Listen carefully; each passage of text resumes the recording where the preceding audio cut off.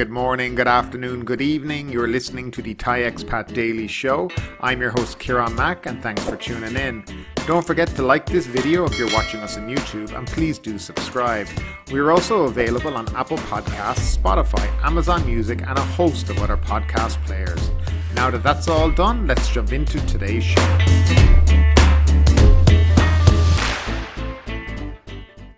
Well, hello there and welcome back to the Thai Expat Daily Show. We've been away for a number of weeks, partly a vacation, then a little bit of family business, and then on top of that, I managed to get COVID during the whole thing and lost my voice for close to 10 days. But happily all is good again, with the exception of a lingering cough that doesn't seem to be going away. But nevertheless, that seems to be part and parcel of life and getting COVID. Now, in relation to the show, firstly, I'd like to apologise if the sound is not up to its usual quality, but unfortunately, my microphone has failed yet again. We have a replacement on the way, but I cannot wait for that, so I'm using the microphone currently installed on my laptop because I wanted to bring you a show today. Now, in relation to the show, over the past couple of weeks, as we haven't been on air, we've lost a few subscribers, which is perfectly fine. Yes, I understand some people can't wait for the show to come back, and maybe some people don't understand that I've done this show for 1 year solid without ever taking a break. And sometimes you do need to take a break. You need to take a break from the research, the day-to-day grind of trying to put together a show, the editing, and all the things that go with it. And you just need to kind of decompress from it all. And,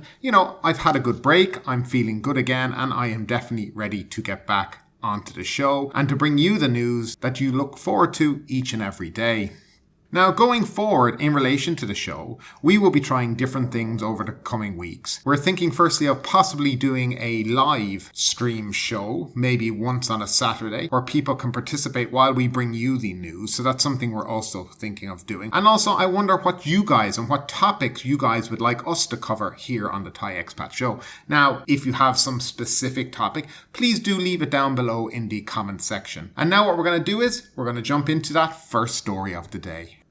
Brazilian arrested in Indonesia carrying cannabis bought in Thailand. A Brazilian student was caught at Bali airport in Indonesia with 9.1 grams of cannabis, which he allegedly bought in Thailand, prompting warnings of both Thais and foreigners travelling from Thailand not to carry cannabis, hemp or their extracts when they leave for countries where those substances remain illegal. According to Coconuts Bali, the 25-year-old boarded an AirAsia flight from Kuala Lumpur last week. He was arrested upon arrival at the Nurai airport in Bali after an X-ray detected 4 suspicious packages in his luggage, which was found to be cannabis. The packages were labelled Super Mau or Super High. The university student claimed that he bought the cannabis from Thailand. He was immediately detained. Deputy Commissioner of Thailand's Immigration Bureau, Police Major General Acharan Kraitong, said today that the arrest of the Brazilian man should serve as a warning to tourists that even though cannabis with a THC content of less than 0.2% by weight has been decriminalized in Thailand, they should carefully study the laws of countries they plan to visit vis-a-vis the legal status of cannabis. He warned that in some countries, the penalties for drug possession are very tough, including capital punishment. He said that the Immigration Bureau has been coordinating with airlines and airports across Thailand to inform tourists about the risk of taking cannabis or its extracts out of Thailand. The Thai embassy in Indonesia has previously warned via its Facebook page that possession of controlled narcotics, including cannabis in Indonesia, may result in imprisonment from 5 years to life or the death penalty and or a fine of up to 1 billion rupiah, that's 2.3 million baht, if convicted. Thailand decriminalized cannabis and hemp except for extracts with a THC content exceeding 0.2% by weight on June 9th, prompting a boom in cultivation, use and sales. Minors aged under 20, pregnant and breastfeeding women have been barred access to the substance, while smoking marijuana in public has been banned. And moving along. Sell premium. Thailand discourages discounts, wants high-value tourists. And they're back at this again. Thailand's hotels, businesses and private hospitals should refrain from offering big discounts to lure tourists and focus instead on raising the country's value as a premium travel destination, Deputy Prime Minister Anathan Charvakul said on Monday. Thailand has received about 2 million foreign visitors in the first 6 months of this year, a steady revival after its tourism industry almost collapsed due to the pandemic and more than 18 months of complex and costly entry requirements. We cannot let people come to Thailand and stay because it's cheap, Mr. Anathan said at the Thailand Moving Together event at Suvarnabhumi Airport to promote tourism. Instead, they should say, because it works, it's reasonable. That's where we can increase value, he said, echoing remarks by Tourism and Sports Minister Piyapat Ratchapakarn. Mr. Anathan likened the approach to that of luxury fashion brand Louis Vuitton. Hold your ground, sell premium. The more expensive, the more customers, he said. Otherwise, Louis Vuitton wouldn't have any sales. One of Asia's most popular travel destinations, Thailand welcomed a record of 40 million visitors in pre-pandemic 2019 who spent 1.91 trillion baht, or equivalent to 11% of gross domestic product. Arrivals slumped to 6.7 million the following year and down to 428,000 in 2021, despite calibrated moves to end quarantine requirements. It is forecasting 10 million foreign arrivals in 2022. Earlier this year, the government launched a long-term visa program for wealthy foreigners and skilled workers, sticking to its plan to lure high-spending visitors despite major jobs and business losses in tourism during the pandemic. Well, there we have it again, the minister in Thailand discussing and talking about wanting to lure those high-end tourist visitors and get rid of the lower-spending backpacker and mid-level spenders that typically come to Thailand. Now, I'm not quite sure Thailand is in a position to be picking and choosing who it wants to visit at this moment in time. Thailand has gone through probably one of the toughest tourism downturns in history out of any country in the world. And right now, the only thing Thailand should be doing is focusing on getting as many people through those immigration gates at each and every airport as quickly as possible. Hotels and businesses are not going to listen to this guy. They're going to do whatever they have to do in a very competitive market to get punters in beds, in hospitals, in restaurants, in bars, no matter what it is. They're going to do what has to be done to get people in there and have cash flow. Because that's the major problem with a lot of these hospitality businesses right now, no cash flow. And as we spoke about many times when they discussed this over the last year, like with all these high-end tourists that they're planning to attract, what's going to happen to those 3-star hotels, those guest houses, those bed and breakfasts? I mean, they're not going to be attracting high-end spenders. So are they to go out of business? Are the local mom and pop restaurants that would cater to, say, backpackers and people like that, they'll have to go out of business too? I mean, it sounds like there's not a very strong plan after being thought through on all this. I mean, considering Thailand doesn't actually have a very strong social security system, like the dole or whatever in whatever country you're in, it seems ludicrous to think that you only want high-end spenders in who aren't going to go visit the places that people who would stay in a 3-star hotel or even a 4-star hotel would visit. So it just doesn't make very much sense to me. I think this is a lot of huffing and puffing by the Thai government because at the end of the day, you're not going to be able to stop people traveling. If people decide that they want to come here to Thailand, they're going to come to Thailand. Now, the whole idea that Thailand is going to attract this luxury brand traveler. Now, another thing that they seem to have forgotten about is infrastructure. I mean, if I'm going to, a luxury destination, I expect let's take Phuket, for example. I expect a proper mass transit system, not a transit system run by the mafia cartel taxi drivers. I expect to be able to get to the airport and back, in a quick and convenient way, not being ripped off by these guys on a continuous basis. So these kind of things all need to be looked at. I mean, the standard of some of these areas are not in any way luxury, are not going to attract that international clientele that they seem to be dreaming about. I think their goal is, or their idea, and hopefully it'll run out pretty quick when they get voted out of government, is that they want less people coming to Thailand but spending more. And that seems to be what they're looking for. Now, my prediction is they're going to lose the next general election and will not have to hear any more about this nonsense. And the next government that come in will probably be more focused on getting the country up and going again and will no longer have to listen to these idiots who, in my opinion, should not be in government. And I have a feeling they are going to be voted out in the next government. But nevertheless, I mean, what do you think about this master plan from Thailand? Do you think it's a great idea just to attract those rich people and forget about everybody else? Or do you think it's just all nonsense coming out of these ministers' mouths? I'd love to know your opinion, as always, down in that comment section. Now, next up, a story that has been doing the rounds the last couple of days. The government is being urged to reimpose these strict measures against COVID.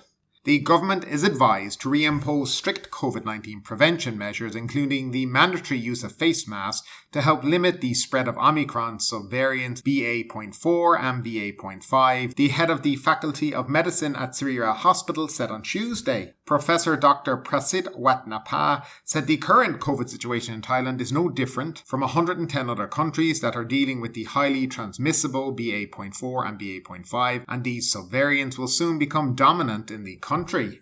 Although BA.4 and .5 may appear to cause less severe symptoms according to data from different countries, control and prevention measures must be implemented against, as only 42 to 43% of people have received a booster shot against the coronavirus, and then there are the unvaccinated, he said. The government should reintroduce stringent control measures, including wearing masks indoors, Dr. Prasid said. This is urgent and we should not wait until there are not enough hospital beds. BA.4 and .5 may not be as severe as the Delta variant, but there are more infections, and if the number of cases continue to increase, they may mutate further. Dr. Nitipat Jarakul, head of the Department of Respiratory Disease Control and Tuberculosis at Siriraj Hospital, posted a message on his Facebook page on Monday, urging all sides to take more precautions to help prevent a possible new surge in COVID-19 cases over the next 2 to 3 weeks. According to the Facebook post, the situation is more intense than last week,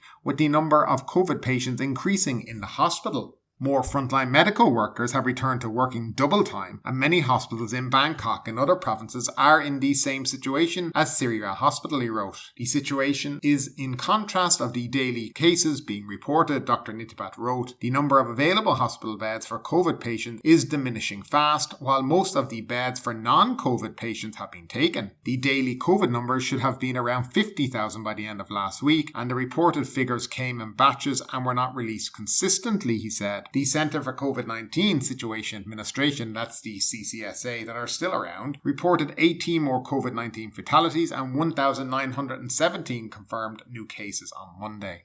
So there is a bit of a theme, and is going around the world at the moment, that there is increased cases and increased hospitalizations, and that can be seen throughout Europe, America, and different parts of Asia as well. Thailand only recently got rid of the mask mandate. I think it was around July 1 while I was away. And to be honest, you would see very little difference in the country. In fact, I was driving around today still seeing people sitting on their own in their car with face masks on. I thought that was just ridiculous. And still people outside in very large public spaces with face masks on. Now, that's their decision, and I respect that. However, I think people at this stage, and as I have said before, I think many a time, that we're at the point that I think people know how to take care of themselves. I think we've had enough information in the last 2 years to be able to make a responsible decision for ourselves. It's about personal responsibility now. So when I go outside and I'm in fresh air, I choose not to wear a mask because I believe that being outside in fresh air, there is probably no need to wear a mask. Now, if I go into a very crowded space, I would wear a mask. And while I was abroad, I was in Portugal, I was also in Spain, particularly on mass transit in Spain and Portugal, and especially Portugal now, people 100%, if you got on a bus, you got on the train, the metro, you got on an airplane, everyone had their face mask because that was the rule, that was the law. And there was nobody looking at anybody any differently for doing it. And I still think that there is probably a need for some people possibly who may suffer greatly if they get COVID, people, who are older or pregnant or, people with underlying conditions. And those people should think carefully about where they go and whether they should wear a mask or not. Now, as I said, I had COVID about 3 weeks ago, and I can say that it wasn't very enjoyable, and it certainly wasn't a cold like a lot of people like to tell people that it is. I generally think the people who say it's like a cold are people who probably have never had it, and I'm talking about people online, social media, who like to throw out this conspiracy theory all about COVID. Look, I got COVID. I felt very ill. I lost my voice for close to 10 days. I had coughing fits that I couldn't stop. I had trouble sleeping. I had a very high fever. I was shivering for 4 straight days in bed. I fainted at one point when I tried to walk around the house. It wasn't very pleasant at all. Now, I did recover, but I still, 3 weeks after I initially tested positive, I have still got a very, very bad cough that I can't get rid of. And I have been trying now, a few bits and bobs and medicines and stuff like that, but it has not gone away. It's still there, particularly later in the evening as well. I notice it, but I do feel that, I'm not 100% after getting it, and possibly this is what they call long COVID. We'll see what the future brings in relation to that. But at the end of the day, I just don't agree with bringing back the mask mandate, especially when it's only been cancelled less than a week ago. I think time needs to be given to see, is there a uptick in cases? I think at the end of the day, we need to leave it to individuals to decide whether they want to wear one or not. I think this idea of constantly trying to regulate what people do now is gone past its sell-by date. And I think these doctors who are recommending this to the government need to really rethink their whole strategy on COVID and exactly what they're promoting. Now, as always, guys, I'd love to know your opinion on this. Do you think the mask mandate should be brought back in? Do you think it should be left to the individual? I'd love to know your thoughts, your comments, your ideas, all down below in that comment section. Moving swiftly along, expats caught up in Phuket visa scam face being forced to leave the country. Victims of visa scams whose permits to stay have expired more than 90 days will be asked to leave the country, according to one of the people who attended a meeting at Phuket Immigration last week. More than 100 foreigners have been caught out by scams, with 2 companies in Phuket having formal complaints filed against them by victims: Phuket CM Corporation Company in Kakao and Asian Titan Group on Tepasansorn Road in Vichit. A group of the victims were called to a meeting at the main Phuket immigration office in Phuket town so officers could hear their problems and explain solutions, one of the attendees told a local news outlet. If the victim is under 90 days overstay and they had their passport returned, they must first file a police report. If the payment was made to CM Corp, then the police report must be filled out in Phuket town. If the payment was made to the Titan Group, then the report must be filled out at Vichit Police Station, the group representative explained. Then they must take the police report to Phuket Immigration and pay the 500 baht per day fine up to a maximum 20,000 for overstay, she continued. They will be given a 2-month COVID visa according to their last stamp. This can only be done before July 25th, as COVID visa extensions will no longer be issued thereafter, she added. They will not have to travel to across the border. They will not have any problems with their status when they renew their visa next time. However, victims who have not had their passport returned by the visa company will not have the same conditions applied. We were told that if you do not have your passport, they cannot put your status on hold, even though you may have made the reports to both police and immigration, the representative said. The explanation given was that without a passport in hand, immigration officers had no passport in which they could enter a stamp. Foreigners stuck without a passport because the visa company had failed to return them must apply for a new passport, immigration officers advised. Foreigners who have applied for a new passport and have already filed a police report will not be arrested while on the streets, the representative said, the group was told. Any victims without their passport returned who do not have enough time to apply and be issued a new passport will have to leave the country. Immigration officers advised foreigners to obtain the emergency travel document from their embassy in order to leave the country. They will fall into the 90-day overstay and face the current reality, and that is the law, that their names will be entered into the immigration system and that they have overstayed and face a 1-year blacklist of entering back into Thailand, the representative said.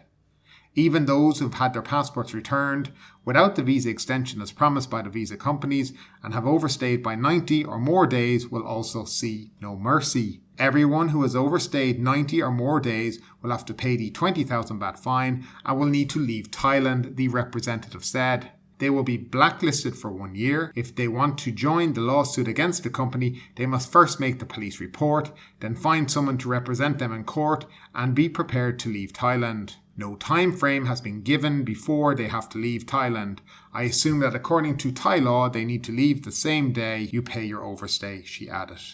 Now, that does seem a little bit harsh for people who have been scammed, and especially people who have now overstayed more than the 90 days. You will have to pay the fine and you will be blacklisted for 1 year. It'll probably make it harder for you to come back in that 1 year as well. So I think there's a word of caution when it comes to using agents. Now, for me, I would never use an agent because I just believe I can do the application myself. And I generally find that the vast amount of people who use agents are people who may not qualify for the correct visa and are trying to slightly circumvent the list of qualifications to get a certain visa.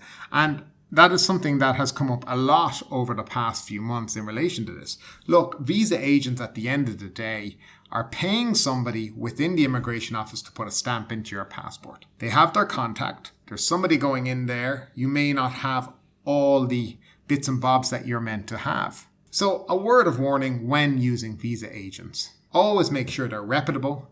Make sure you get a recommendation from a number of people who've used it. And then always think to yourself, is it possible that I can do this by myself without having the extra expense and the possibility that I may get scammed by that said visa company? And finally, the Phuket News Daily Report. Ex-AT Governor in Phuket for 30 billion Expressway survey. Siriraj Laupulsok, Governor of the Expressway Authority of Thailand, was in Phuket on Monday to lead the first public feedback hearing on the plan to build the Muang Mai Kokau Katu Expressway that will cost roughly 30 billion baht. Phuket Governor addresses tsunami fears. The Governor of Phuket, Narong Wonsi, has responded to people's concerns of a possible tsunami warning after several recent key incidents increased residents' anxiety. And finally, the Army pitched in to repair vulnerable residents' housing. The 4th Area Army yesterday handed over 10 houses that they had repaired and renovated to vulnerable members of the local community in Mai Khao. But ultimately, with this story or anything else that stood out to you today, I'd love to know your thoughts in the comments down below. Because yes, this is a news show, but it's also a conversation. Now keep that conversation going. Make sure you like this video, subscribe to the channel, share the video, and do all the good stuff that does help that YouTube algorithm. But ultimately, my name is Kieran Mack. You've been listening to the Thai Expat Daily Show, and we will see you next time.